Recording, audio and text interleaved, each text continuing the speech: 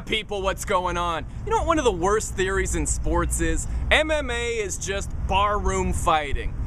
No, it's not. It's one of the worst theories I've ever heard. You guys see the UFC 117 fight between Silva and Sonnen? That fight kills that theory. You had Chael Sonnen backing up all that trash he was talking. He was talking a lot of trash. Pretty entertaining. But he finally came through. He dominated the first 4.5 rounds, landing big shots, just killing Silva. Then all of a sudden, with 2 minutes left in the 5th round, Silva busts out a triangle submission and it's done. Silva wins. That shows you right there, it's not barroom fighting. It's a skilled, tactical sport. When someone says it's just barroom fighting, they're painting the picture that it's just guys throwing blind haymakers, lack of skill, whoever lands the biggest shots is gonna win.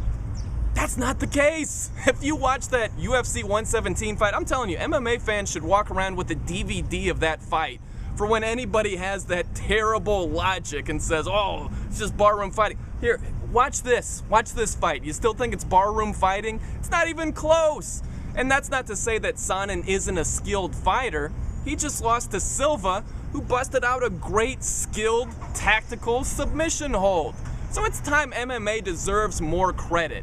They should get more credit for being a skilled sport. I hate that talk of, oh, it's just barroom fighting.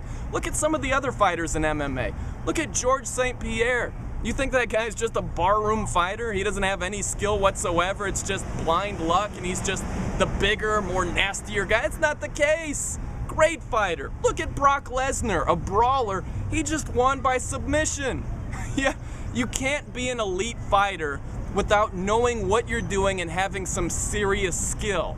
So let's stop with that whole MMA is just barroom fighting. Terrible logic. That's more like barroom logic. I'm Brian No, and that's a no-brainer.